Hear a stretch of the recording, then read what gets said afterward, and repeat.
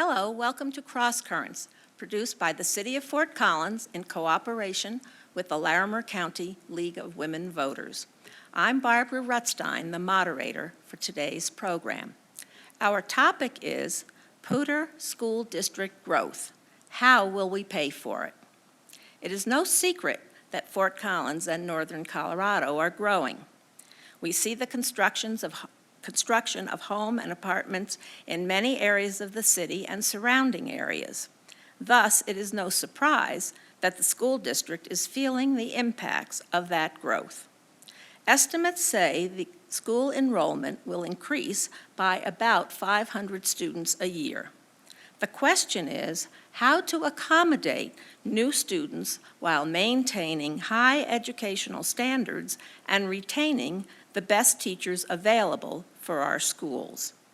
After many meetings and considerable deliberations, the Board of Education decided to place a bond and mill levy item on the November ballot to deal with the district's growth. To better understand the ballot issue, we have both proponents and opponents to explain and discuss the issue. On my right is David Montoya, Executive Director of Finance for the school district. He is here as a parent and a community member. On his right is Patrick Albright, a former Poudre District member. On his right is Cathy Kipp, President of Poudre District School Board, which is an unpaid position, I might add, and Barbara Wallner, Colorado State University professor and educational trainer. Welcome to you and to our studio and viewing audiences. First, I think we need to make sure that we know what we're talking about. We need some explanations as to what is on the ballot. Why don't we start with you, Cathy? What is a bond mill levy? Well, there are actually two separate issues. So the first one that we're going to talk about is the big one, which is the bond. And you can always remember bond and buildings, right? So they both start with a B. So bonds build buildings, and they do construction and they do repair and maintenance of our existing facilities and build new facilities for the district. And the mill, so people confuse the terms a lot. We have mill levy, and mill levy override. What we're working on here is a mill levy override. And what a mill levy override is, as opposed to some of the other terminology that you might look at, is there's sort of two pots of money. We have our state of Colorado calculates a per pupil funding amount for every school district, for every child in every school district. The mill levy generally is going to support our county's portion of what we pay. So we pay about 40% in our county, and the state pays about 60% of that per pupil amount. Anything above and beyond what we decide as a school district to do for our own kids here is the mill levy override. So we are able to do extra things for our kids because we have very generous voters in Poudre School District who value education. I see. That was a question that I had. I wasn't sure if that was related to Tabor when we talk about override, but it has nothing to do with that, the override really. part. Yeah. Okay. Now, let's see. Will the ballot issue increase the mill levy? Sure.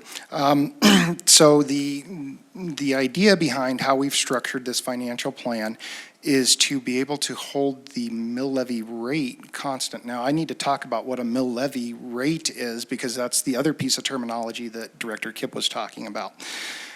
Whenever we talk about property taxes, and this would be true for most property taxes, not only in our county, but across the state and across the country, what happens is you take the actual value of your home determined by the county assessor, and you multiply that times an assessment rate, okay?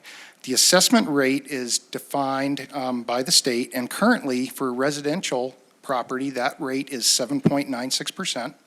If you own a business or own commercial property, it's much higher. It's 29%, almost just under 4 times as high. Those rates are then multiplied times a mill levy. And the mill levy is what we're talking about here. That is it's simply a rate of tax, okay? And each taxing organization will have a separate mill levy, depending on how much revenue they're collecting from that property tax. The rest of the formula is you divide that by 1,000, and if you do that formula, that real simple formula, that's how you get your property tax bill. So what I'm talking about in here, in this formula, and this is a very important piece, is I'm talking about the mill levy rate out of the formula. Now, there's other variables in that formula, like value of your home that can go up or down. Typically, it's going up. So what we've structured is a plan that will be able to hold the mill levy rate constant. And if you look at your property tax bill, just like I do as a parent of Poudre School District, when you look at it, there's going to be two line items. One is going to say general fund levy. The other is going to say bond levy. If you total those two items up on your property tax statement, you will see 52.63 mils. Okay, so the idea is that we can, with we've got some. Hang on for a second. We've got projections and assessed valuation that we're using in the modeling, and we believe we're using conservative projections. Right now, we had projected a 2% on the non-assessment cycle that we're in right now. That actually came in at 2.7, so that is favorable for our model. Again, proving that we have some conservative estimates. We will also be seeing what the assessment rate does the next cycle. That's the reassessment cycle, and that's an important one to understand what I'm talking about. This is the mill levy rate, because what happens with that assessment rate is going to determine where we fall in this. And right now, we're projecting 8% growth in that assessment cycle. We believe that's an extremely conservative estimate, and that it will be much higher than 8% once the assessment is done. The idea, though, is we're using all of these assumptions to come up with the formula where we can keep that mill levy constant. The reality is, though, the assessed valuation is a big variable in that formula. So some have asked, how can you make that assertion that you're going to keep that at 52.63 mils? The reality is that we're doing two things. We're issuing bonds, and we're also phasing in an override. We can control how quickly we phase that override in if the assessed valuation assumptions don't pan out. Again, I believe we're using extremely conservative estimates here, so I don't think that's an issue. We do have some mechanisms where we can slow that collection of that revenue down to, again, maintain a 52.63 mill levy rate for the entire school district in the foreseeable future. Okay. Do you want to add anything to any of that, Barbara or Patrick? I'd like to add, I co-chaired the 2000 and the 2010 mill bond issues. And one of the worries I have is that we won't be able to hold that steady because we don't have control of assessments. I've always believed in our mill and bond issues because the good news about mill levy overrides is the money keeps coming. And in the past, we've asked for a larger mill amount to fund educational programming for all of the students of the district. And I think the difference is here what the intent of the use of the mill will be. Okay, Patrick? So I think one of the key things to remember is that the bond itself is debt. The district goes into debt, in this case, $375 million into debt. The district sells the bonds, and then for the taxpayers, our tax rates on our property go up to cover the debt service on those bonds. Now, that money is one-time money. Okay, we get the money from the sale of the bonds, and as Cathy said, that's used to pay for constructing buildings, for maintenance on buildings, really infrastructure, supporting the district's infrastructure. That's what that's for. Because it's one-time money, none of that $375 million goes towards things like teacher salaries, teacher benefits. So when people want to know, well, how much is this bond going to help teacher salaries, it's not. It doesn't go towards that. It's not ongoing revenue. So you can't fund things like salaries, your operating costs, those year-to-year kinds of things from the bond. That's what the mill levy overrides do. And with this specific mill levy override that goes along with the bond is $375 million. The mill levy override is $8 million. That's the money, the $8 million from the mill levy override every year. That's what goes towards things like teacher salaries, benefits, those ongoing operational expenses.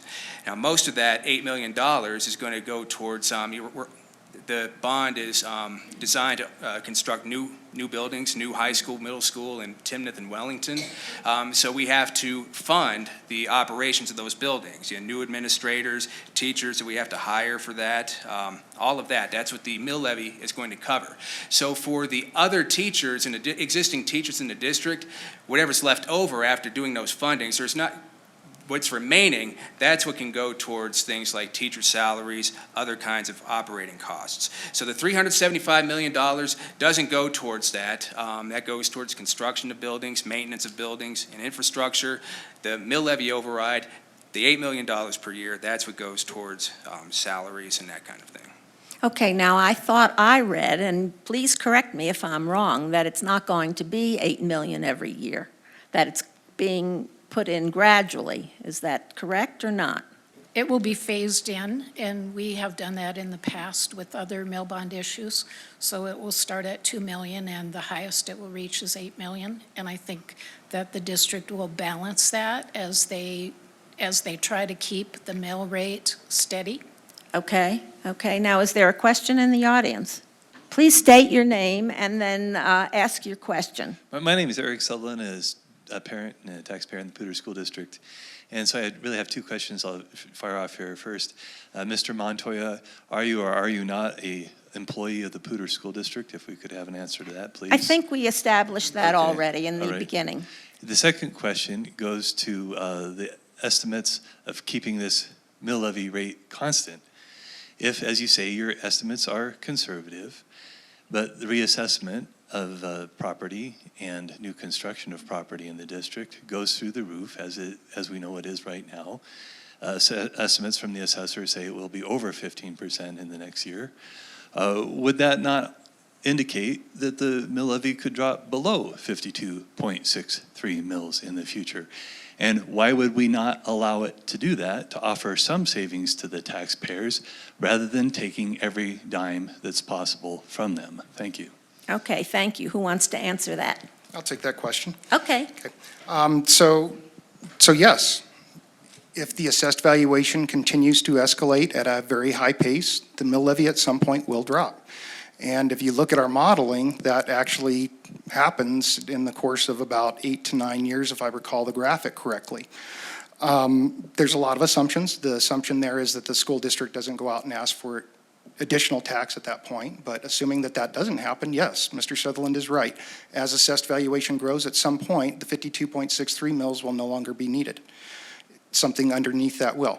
To his other question, if the assessed valuation is coming in at the 15% as he has alluded to, which I hope that that's the case, because that means our assumptions are conservative, all that means is that we may be able to phase that override in a little bit quicker.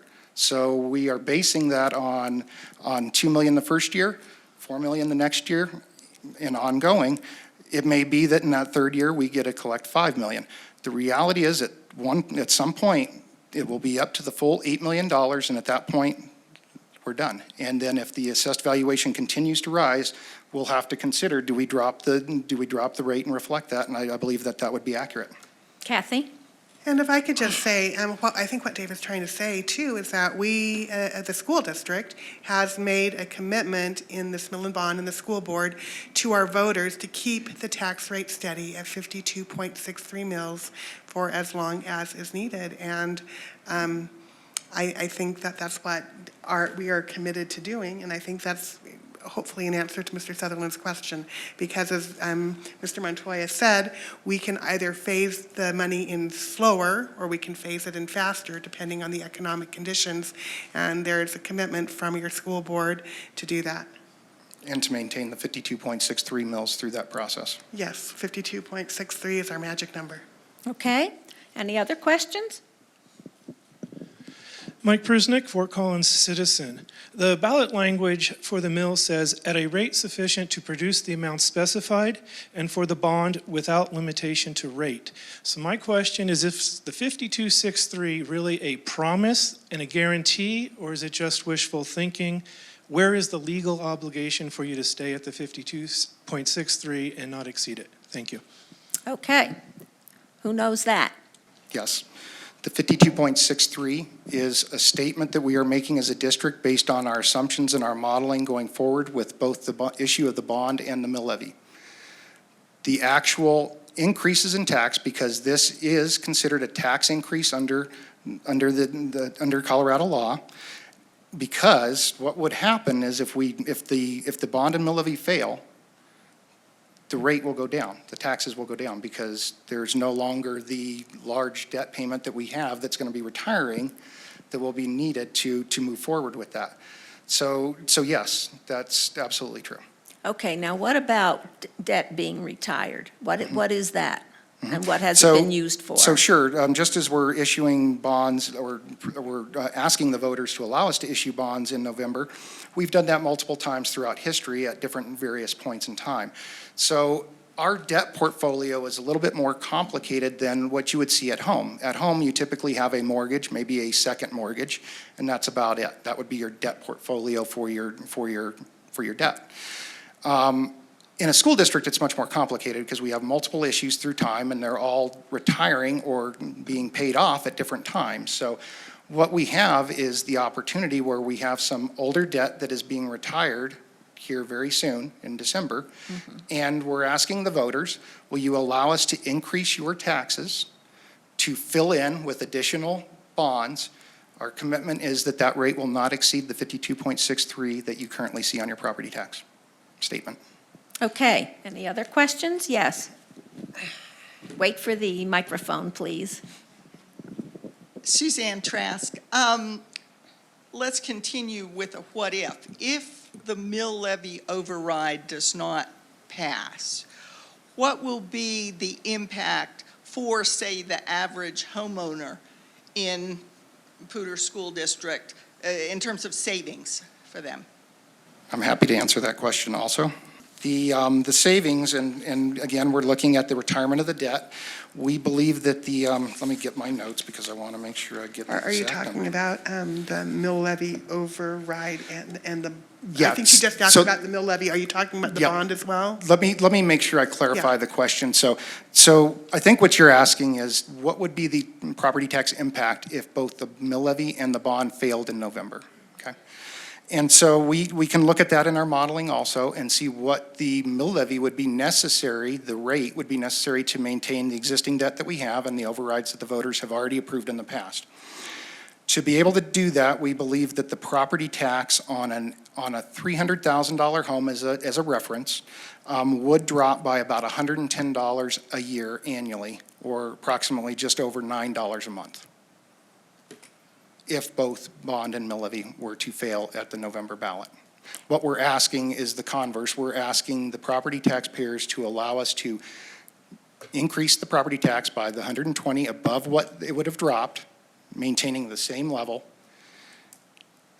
moving forward. Okay. Now the other, I just had a question and it flew away. I'm sorry. Okay. The other question that I have is, I read in the newspaper that the school district lost or didn't get $2.7 million in property tax in 2015 from Timnath because of the diversion of tax money, tax increment financing into the Timnath Development Authority. And I know that Fort Collins also has used tax increment financing. How much, just a ballpark figure, if it was 2.7 million that the district did not get from Timnath, how much is it from Fort Collins? Do you have any idea or ballpark figure?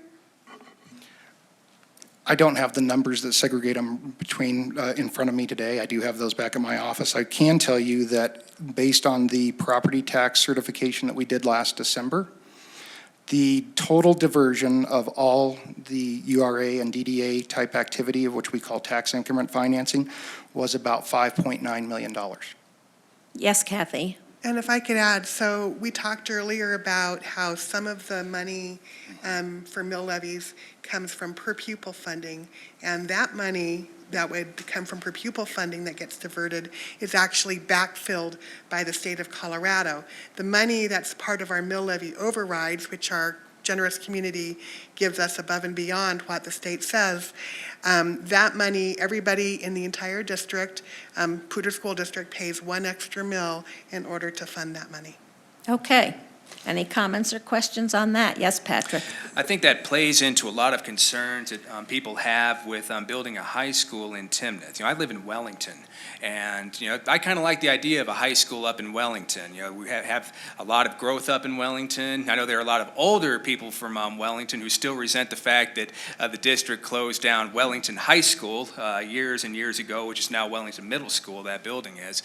So our students go down to Poudre High School, which is a long drive for them, especially in the wintertime on snow days, or snowy days.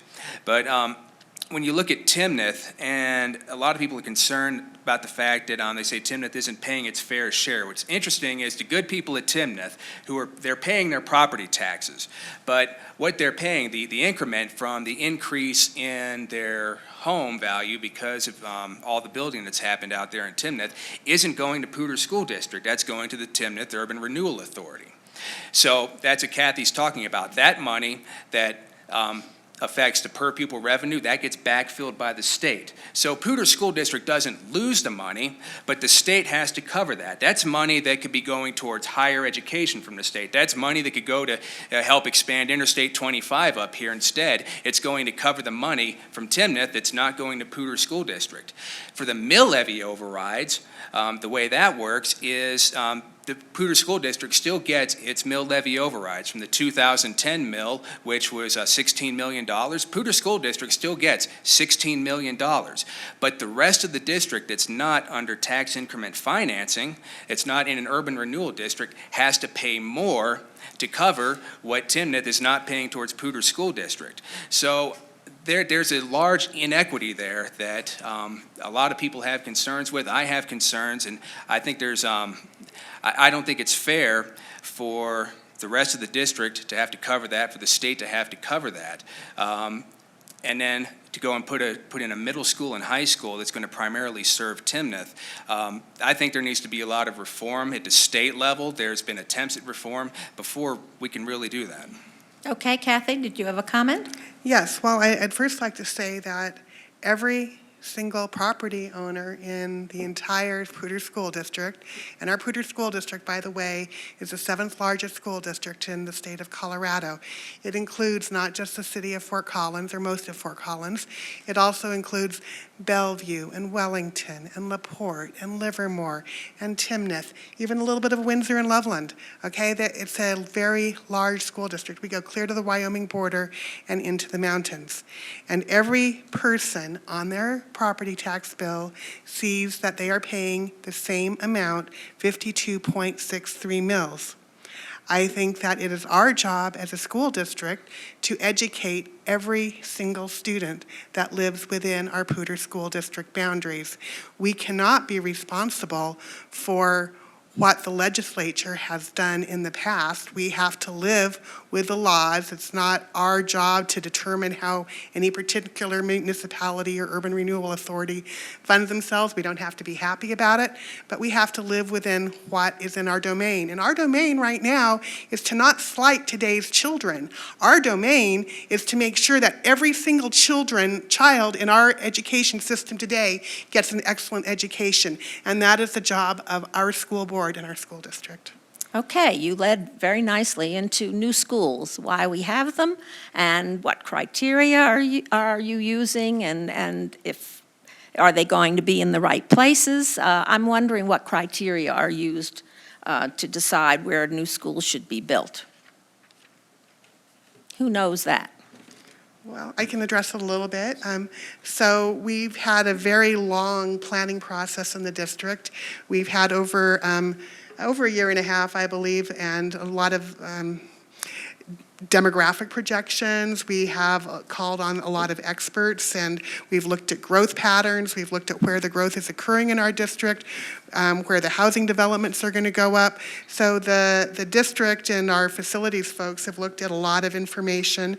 They brought that information forward to our Community Facility Advisories Committee, which is made up of a group of community members, and they all look at those numbers and they say, wow, we think this is the better choice. Now, when they were were going through it, they did have a couple of choices, an A and a B plan, and ultimately they decided that what was best for kids and best for really the entire district, because we want to be able to support all of our existing schools as well as just building new schools, was the first plan, which was to, or Plan A as we called it, which is to build the 2 high schools, which will open with middle school and high schools in it, build a new elementary school, build a new wing onto another elementary school, and make $40 million worth of improvements to our existing schools. Okay, do you agree with that? Barbara? Cathy brought up the process, and I totally support the Poudre School District. Most of you know that and know me. I am opposed to a number of things about this mill bond issue. One of them is the process, and it has always been, I won't say always, but I've worked on elections since 1981. I wasn't in town in the 1984. I co-chaired the 2000 and the 2010, and it's always been a community-led committee with district representation. This time, it was a district-run committee with community members. And the listening sessions in the past were run and managed, set up by community members. I did a majority of the last 2 elections, and totally run by community members with district people attending. This time, it was paid Poudre School District employees running the listening sessions. And there were at least 112 with 4 or 5 community members. And so I have an objection to that. I think that... Do you think it made a difference in the outcome? I think it made a difference in the amount of information that people know. And I think we won't know for sure until we see if the election wins or loses. If it loses, I think that processes could be restored to the way they have been in the past, and it would help people have more confidence. If they win and people find out it's not what they knew or that they didn't know what was happening, I think it would be a big issue. And I also object to the placement of the middle school, high school at the very edge of the district on East Prospect. And I think a middle high school philosophy is not supported in a public regular school program, is not supported in the literature, I know that. And I think that there will be many cost overruns because of the nature of the site. And I think there will be excessive transportation costs because it's on the very edge of the district. And I think building the wrong district in the wrong place at the wrong time affects parents and kids for the length of the building. Okay, can you tell us where it is on East Prospect? Is it on the east or west side of I-25? It's east of I-25. It's on the very edge of the school district. And the extra costs for infrastructure and the other things I already mentioned, I think will be excessive. And Because there's no development there or infrastructure there already? well, there's bad traffic to get there, no matter what time of day or night. And the infrastructure, if you look at the site, I think there will be additional cost overruns in addition to the estimated costs. I believe, I haven't been able to pin down the exact costs, it's kind of lumped, but I believe that middle school, high school will be $130 million. Fossil was built, and granted, it was back early 2000, but Fossil was $50 million. People thought that was excessive. The athletic complex will also be put out there. And I think that the travel time, the traffic, the being on the edge of the district, the cost of infrastructure, the excessive cost of transportation to get to the edge will all be negative factors after the fact. Okay, now I know that sometimes the school district gets land from a developer. Is this a case where the developer gave the district the land, or did the district purchase the land? And if so, why? I believe this predates me, but Okay. I believe we purchased this piece of land. Yes. Now, we have gotten some pieces of land from developers in the past. For example, I believe we did that with Bethke Elementary. So there's a combination of both, but this is a piece of land that we already own. And so, yes, I do agree with Barb that there is going to be some additional cost because of the property, but we also have to understand there's not additional cost of buying a piece of property because we already own that piece of property. So yes, we're going to have costs in any infrastructure we do when we have to move dirt around and develop a piece of property. And we are able to save quite a bit of money by not having to go out and buy another piece of land, of which land is extremely expensive right now. Okay, and so what about the demographics of that? Yes, Barbara, did you have a comment? I wanted to say that I also have an issue with the long-range plan, and Poudre School District really only has 5 pieces of land that could be built on. In contrast, Thompson District has 11 sites that could be built on. We're also looking at building a school in Wellington, and I don't believe we've purchased that land yet. And if you look back to a few years to Adams 50's election, they planned to build a high school on some land, and they passed it, promising the voters we're going to build the high school on that land. And once the election passed, they could not obtain the land. And so they ended up building it next to the high school, and it was a total nightmare. And that's now Westminster 50. It was Adams 50 then. Okay, Kathy? I think Barbara's brought up a lot of points that need, to be answered. Apologies. My voice has been coming and going for the last couple of weeks, so I sincerely apologize. Let's start with the staff time that was spent. All of our staff who spent time on all of these meetings was salaried staff. No additional dollars on staff were spent. Part of the job of our folks in our district is to follow our board ends, and those board ends say that the superintendent must go out and get input. And if anyone else has anything to say, can you give me a minute? Okay, I'm just wondering why, I understand there's a lot of development in Wellington, and I guess you have statistics that show how many students are there, and they're currently bused into, Poudre and Fort Collins High? So let's Primarily talk Poudre. about the number of students, and then the same for Timnath, because that's growing fast, and I guess you must have some numbers for that. So what we're looking to do is build the middle school, high school in Wellington and in the Prospect site. Now, we're planning on building the Wellington site at a 1,200 size student school, and the other site is the 1,800 size school. And so those are the number of kids that we're projecting at some point to come in. Now, understand that we are, and I understand there's differing opinions on this, we are constructing those buildings as high school sites, but they will also be housing middle school, high school students for a fairly lengthy period of time until the growth is sufficient to, again, make those into high schools. So those are the number of students that we're looking to add seats for. I hope that helps answer that question. Well, the thing is that what will you do when the high school is full? Then you'll have to build a middle school. Yep, Is that right? Yeah, absolutely. And so that's one of the things that if you attended some of our community forums, that is definitely something that we're going to be looking at in the future. The question is how quickly. It depends on how fast the growth comes in. But at some point, we will need to go back out to the voters and potentially build a middle school so that we can move those middle school students out of that high school. Again, growth will dictate that. And that's the same for the Timnath site as well? That's correct.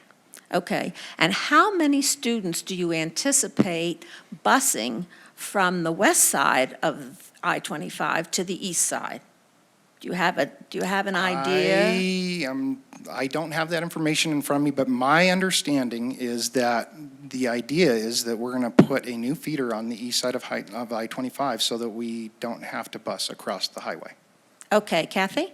That is where the boundary lines are. My apologies for my voice. It comes and goes, so I sincerely apologize. But anyways, I was saying, we feel like that the staff would have been negligent had they not followed the board ends and had the superintendent get input from our community on what the plan would be. And that's indeed what they did.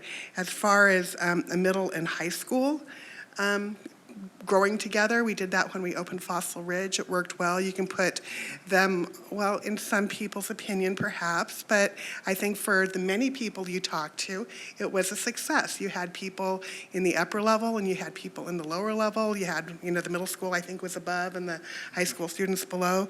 That worked well. Additionally, we were able to, as we were going through the process with over 175 community meetings where we really met with large amounts of support. We asked, a lot of questions got asked, and in addition, questions from our Community Facilities Advisory Committee. Every single question was answered, and you can go onto our district website and find all of the FAQs from all of those community meetings. You will look through the long-range plan.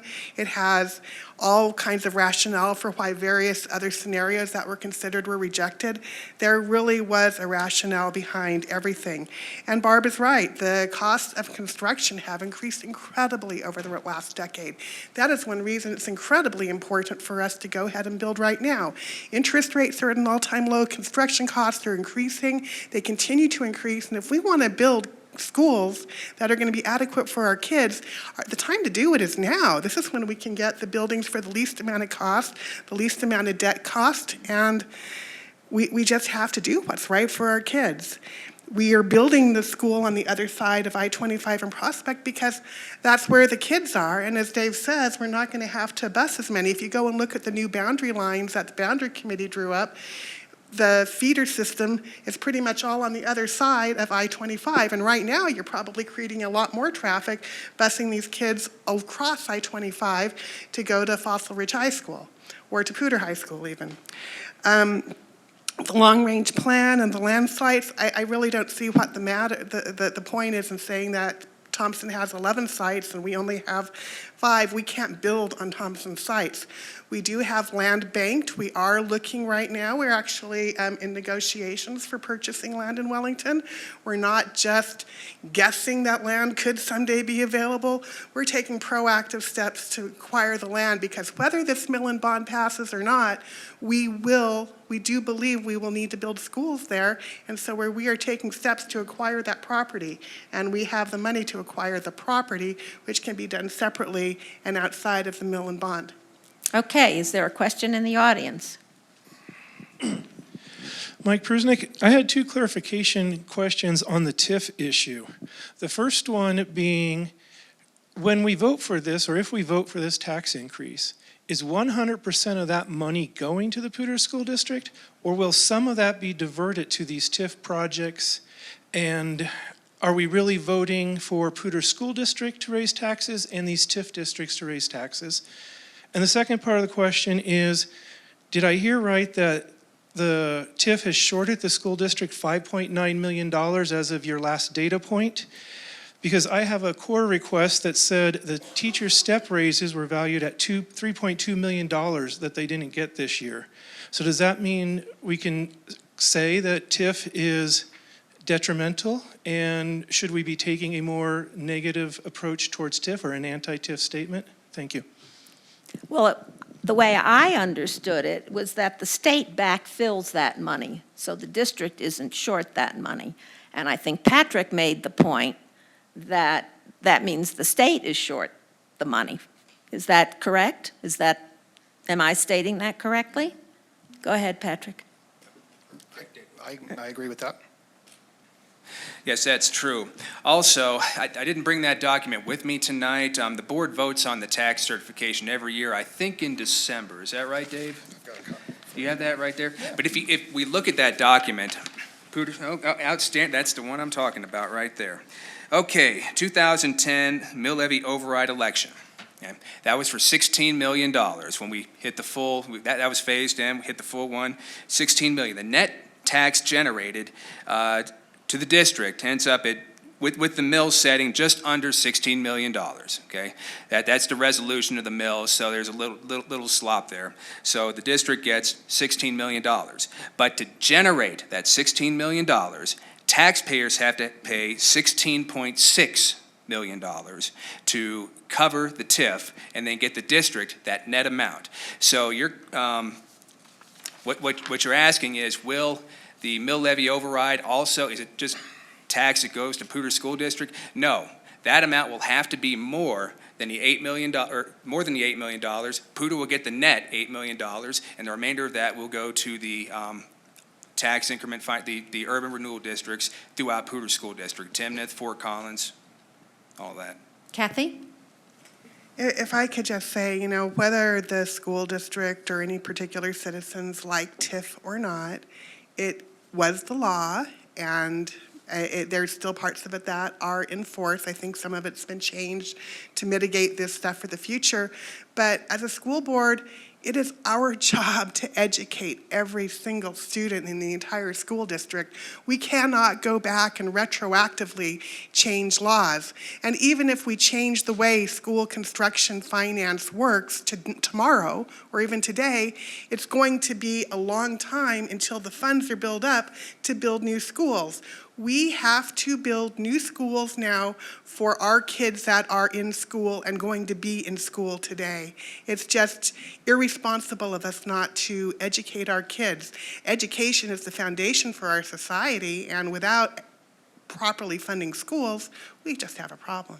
Go ahead, Patrick. Nevertheless, you know, no matter what the school board's job is, taxpayers who are working, who are paying these taxes, they're raising their kids, they have their expenses they have to do, they deserve to know the full story so they can make the decision that they're entrusted with through the Taxpayer Bill of Rights. The district has to ask taxpayers their permission to raise their taxes, and the people who are going to vote on that deserve to know the whole story. Okay, let's get on to operational expenses. What kind of programs do you think will be funded? On the same subject, I want to move on, sorry. This can go on all day. What are we going to do as far as programs in this mill levy override? So in the mill levy override, we are not planning on enhancing programming, so to speak. This mill levy override is specifically designed to support the growth of the new buildings and to support the growth in the district. So we're talking about the basics that we already have in our schools. We're talking about principals. We're talking about assistant principals. We're talking about teachers. We're talking about paras. We're talking about custodial workers in the buildings. We're talking about the people that maintain the outside of those buildings. That's what we're talking about. And when we talk about an override, often what I'm talking about is staffing, because 80% of our school district's budget is staffing. If you think about what we do, we're a people business. The way we do business is by being in front of the classroom and teaching kids. So the majority of our costs are staffing, and the majority of that override would go to helping staff the new buildings as they come online. Okay, so what about charter schools? What do they get in all of this? So the charter schools have been allocated an amount by the school district. So the bond is $300 from the bond itself. Let's talk about the bond. $375 million bond. Out of that amount, the charter schools have been allocated $342,000. Okay. And what is that for? So let's talk about what it's not for, first of all, because charter schools represent, they educate about 7.5% of the district's student population, all right? And the amount allocated to the charter schools, that's less than 0.1% of the total bond. It's less than 1% of the amount allocated towards existing facilities. Most of the bond is going towards the new facilities. So with that, you look across the district, that $40 million of the bond that's being used for existing facilities, that's being used for infrastructure, things like roofing, things like HVAC units, things like flooring, maintaining structure, all right? The charter schools are specifically prohibited from spending money on that. What we've been told is that with that little money you're getting, you can spend out on things like desks, like things like technology, things that we can put a PSD asset tag on. But the things that we really need it for, our infrastructure, we're not allowed to spend it on. What kind of infrastructure? Well, You like mean the- more classrooms? It's or- the same things that I'm talking about. Liberty Common, our requests for the district, for the bond, were things like roofing, HVAC, It's going in all over. A variety of different schools are getting those same things. Mountain Sage and Fort Collins, Montezuri, those two schools are newer. They're in dire need of permanent facilities. They could really use money for that. Liberty Commons in a pretty good position. Ridgeview's doing all right too. Their requests kind of mirror Liberty Commons. But those two smaller charter schools, Montezuri. Need buildings? Yeah, or- buildings, permanent buildings. Right now they are leasing their spaces and they're rapidly outgrowing them. It's a tough model because they're in a growth model where they started off. I'm trying to think. Montessori, I think, started off in K through second grade, and Mountain Sage started off K through third grade, and then added a grade each year, so they would grow with that. The trap you get into with that is, okay, you find a facility you can afford, your revenue's based on the number of students that you have. So each year you add more students, you can't really plan ahead and get those facilities, and they can't go into debt in quite the same way with the revenue they're getting like the district can with its bonds. So they're the ones who are really hurting and kind of need the most out of this bond, more so even than Liberty Common and Ridgeview, which have more students but are more well established. But the bond, which is being used for infrastructure across a district, we're not allowed to touch that. We can't do that. Okay, Kathy? Okay, and there's some very good reasons why they can't do it, because if we allowed to do that, we would be allowing them to do things that are not allowed by law. They are illegal. So let me read you a couple of things from the Charter School Financing Act. The board shall also determine the priority of the charter school capital construction need in relation to the capital construction needs of the entire district. So first of all, it doesn't matter. Initially, Patrick was making the argument that they should be receiving a per pupil amount. Nobody's getting a per pupil amount of the bond funds, okay? That's just not happening. Let me give you some examples. Lincoln is the 13th largest school, but is getting the highest allocation. Preston is the 5th largest school, but is getting the 27th highest allocation. Fossil Ridge High School is the 2nd largest school, but is getting the 10th largest allocation. Roughly 54% of the money is being allocated to buildings from the 1960s and 1970s, despite the fact that we have many older buildings and many newer buildings, and of course the charter schools are all much newer than that. And the reason for that is because some of those buildings that are older might have had previous work done by previous bond monies. Now let me read another part of the Charter School Financing Act. Notwithstanding any other provision of this section, no bonds shall be issued for the purpose of financing charter school capital construction unless the charter school that is to receive bond proceeds and the district have entered into a contract specifying that A, the ownership of any capital construction financed by bond revenues shall automatically revert to the district if the charter school loses its charter, fails to pay for the capital construction to be financed by board revenues, or becomes insolvent and can no longer be operated as a charter school. Basically, what this law says is that you cannot put public money into private facilities, and all of the facilities owned or being leased by our charter schools are private. They are not publicly owned. So if we were, for instance, there's an example that Patrick gave me when I first met with him on this issue about Boulder Valley School District. And in their last big bond, they got $10 million for one of their charter schools. Well, the exchange for that was that the charter school signed over $10 million of their value of that school, so that in case that charter school went in default, that the district could claim the first $10 million of that money. So really what it's trying to do is protect public dollars in case of insolvency. Now, they can use things, buy things, for instance, if they wanted to buy lockers for their school, things that could be repurposed later in another school, that would be perfectly fine. But if they put in carpeting, how can we do that without breaking the law? It's just not possible. We can't put in an HVAC system or carpeting or a roof without destroying the entire building. And from our understanding, none of the charter schools are in the position, they're leasing their property in order to hand over part of it to the school district. So that was never an option. Okay, Barbara. Can I address this in a different way that Sure. may be more understandable? And it's a huge issue for me. In 2010, the charter schools, we did a $16 million, which keeps coming every year, mill levy override, and it was for educational programs. And charter schools, all of the kids in our district are our kids, and that includes the charter school kids. 5.2% of every year of that money goes to the charter schools. And although the specific public schools that are not charter schools had specific lists to adhere to, which they have, the charter schools were allowed to ensure that they met the categories of the mill issue that were advertised, and they have. And so all of the kids of the district have benefited. My issues with a huge bond issue and a small mill levy, most of the mill levy, and we could argue some minor points, the majority of the mill levy is going to the new buildings. And I have always represented and fought for all of the kids of the district.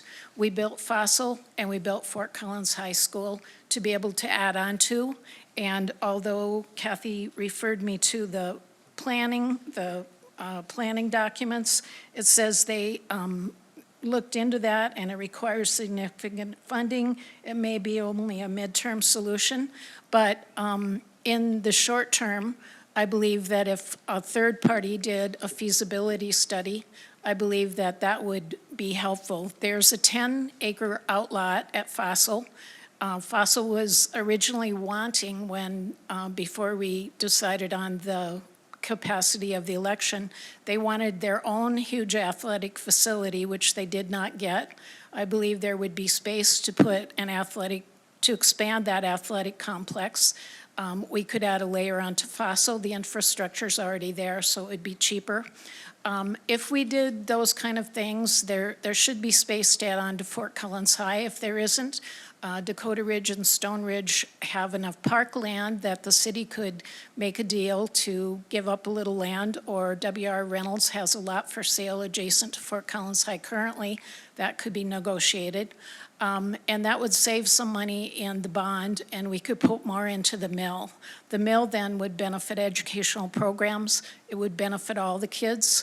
I'm hearing that the district thinks they will need to go back to the public in 5 to 6 years for another mill bond. And if we pass this and we don't have money for educational programming or any facilities improvement, we have like $500 million deferred maintenance right now, and we're gonna spend only $40 million on the maintenance. We're not gonna do any improvements to facilities. We'll be 5 to 6 years behind, and the compensation to employees that won't happen because of the other things we're doing, we will never be able to catch up to that, and I think that is really a shame. Okay, Patrick. Let's talk about legality a little bit. Cathy read some from Colorado Revised Statutes. I have in front of me Colorado Revised Statutes 22-42-102 discussing district bonded indebtedness, okay, which governs school district general obligation bond elections, which is what we're talking about. Pursuant to paragraph 2, subsection A of the statute, the Board of Education of any school district is authorized to submit to the voters of the district the question of contracting bonded indebtedness for one or more of the following purposes. Subsection 8. Can you summarize, because we're getting low on time. For supporting charter school capital construction or the land and facility needs of charter school without title or ownership of charter school capital assets being held by the school district or ownership or use restrictions placed on the charter school by the school district. Right there, black and white, clear as crystal, it authorizes the very thing that I'm talking about. I'm sorry, but our council disagrees. Cherry Creek Academy received $500,000 for HVAC, for roofing, for flooring, everything that I'm talking about that did not require them to transfer ownership to their school district. It's happening across the state, Cathy. Your information is wrong. Not according to our council. Our And he's information is wrong. correct. And I can't help it if other districts are doing things that are not legal. It's not my problem. It is legal. I assume the board gets legal advice, so I get don't lots of legal I don't know advice. what's right and what's wrong. So I think, I think that there's multiple statutes in there. If we're going to look at statutes, also refer to 22-30.5, 404-6A. That also is talking about what Cathy talked about as far as having to transfer the ownership. So It's it confusing. sounds like there's some confusion in the law, and we are reading two different sections of the law. I don't deny that that's part of the law there too. But as far as we see that we have to abide by the law here. Okay, and I And want here to it go is. on. I would like to know what is going on with athletic facilities. What is part of that? Is that also at the new high school, Sure. or? So one of the things that we have included in this is an athletic facility at the Prospect site. And this would be an athletic facility not for the Prospect site, but for the district to be shared, just like our French Field. French Field, as many people know, is shared by all of our comprehensive high schools. French Field is to the point where there's not enough time to play on that field any longer. So we need another field. We're going to be putting 2 new high schools in, if the voters approve that, and we're going to need some support for that. Okay, what about swimming pools? That was a big issue earlier.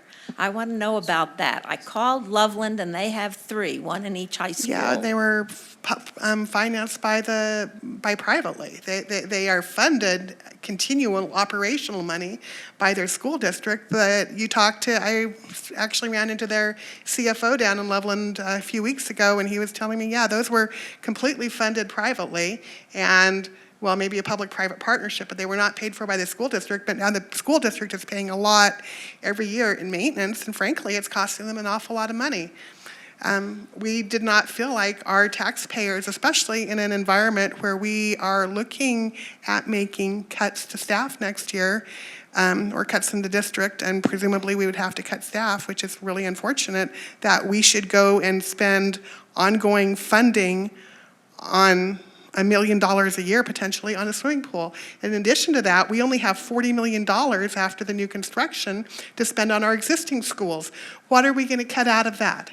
What are we going to cut out of that? We want all of our schools to get something out of this bond, and frankly, our schools need to have their roofs repaired.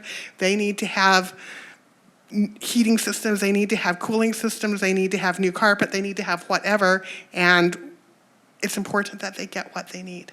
Okay, I think that's going to have to end our discussion. I'm going to let you go around, starting with Barbara, and tell you why we should vote for or against this, and just pretty quickly, because we have to end. I think that this is the first time ever that I do not support what the district is planning. I totally support the district. I support the kids. I do not support that we're not doing an educational mill that will benefit all of the kids. And I think that building the wrong buildings in the wrong places at the wrong time is a problem for as long as a building lasts. Okay, Cathy. I really feel like the people on either side of me were invited to join in the process, and whether or not they were decided to accept that, neither of them really participated, and so they are not aware of the full discussions that happened and the full rationale for why some things were not included and for why some decisions were made. I really wish they had participated, because I think that they would be arguing on the other side of this today. Frankly, the bottom line is we're not going to increase the tax rate. This does good things for schools. We're growing at the rate of about 500 kids a year, which is the size of an elementary school. We need the new schools. It's right to do for our kids. Okay, thank you. Patrick. So when I heard that PSD was going to go for a bond this year, the first thing that crossed my mind is we're going to need a broad level of community support. Reach out to all the major stakeholders, make sure they're included fairly. When our parents saw our allocation, the minuscule allocation we were receiving, not just, I know decisions have to be made, priorities have to be made, and we're not going to get everything we're asked for, but the level of iniquity that we have is not acceptable. So when our parents requested reconsideration of this, we were told, no, you can't build consensus that way. So our parents could have been valuable members of the team. But now I cannot look at them in good faith when they ask me, should I support this? I have to tell them no. It's not a good deal, not for what our parents are going to have to pay versus what they're going to receive. Okay, Dave? Sure, and I'll be brief. I know we're running out of time. The need is there. The students are coming. The growth is real. We've put together a comprehensive plan based on what we heard from the community, and we believe that it's financially responsible to our taxpayers. Great. Thank you to all of you, to our studio audience, and to our viewing audience. This CrossCurrents program will be rebroadcast on the city channel fcgov.com/cable14 under featured videos at various times during the week. You can check your local listings for the exact date and time. You can also watch it on YouTube and on the League of Women Voters website, which is www.lwv-larimercounty.org. Thanks again.